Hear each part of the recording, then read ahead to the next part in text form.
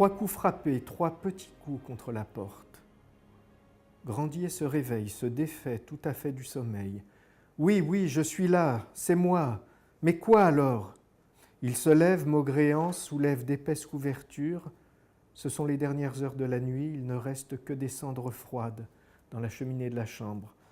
Enfile sa soutane, traverse le couloir, ouvre la porte et là se trouve nez à nez avec Mariette, la petite servante des Saintes Marthes.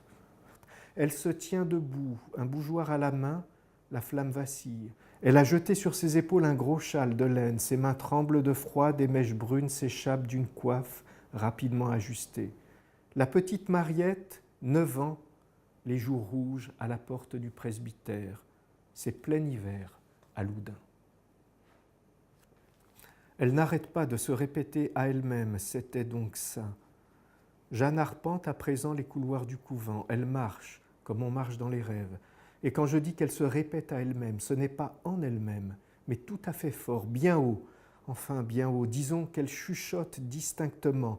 En tous les cas, les sœurs ont entendu dire plusieurs fois « c'était donc ça ». Je comprends maintenant, je comprends tout, tout devient clair. Personne n'ose l'interrompre, tellement elle a l'air absorbée, méchante. Il y avait cette chaleur lumineuse, rouge, lovée au creux du ventre et qui bouillait un peu. Elle comprend.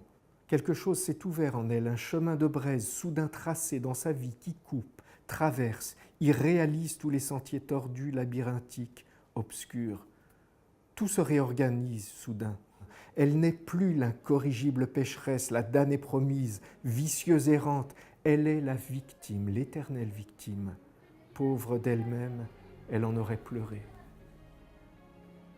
Alors, Possédée, pour moi, d'abord, c'était un titre qui claquait comme un coup de fouet, comme une espèce de coup de tonnerre. Et ce coup de tonnerre, ça a été précisément ce qui a surgi dans cette petite ville de Loudun, à savoir l'annonce d'une possession dans un couvent de sœurs absolument recluses et qui posait donc le problème de la présence du diable dans une petite ville de province.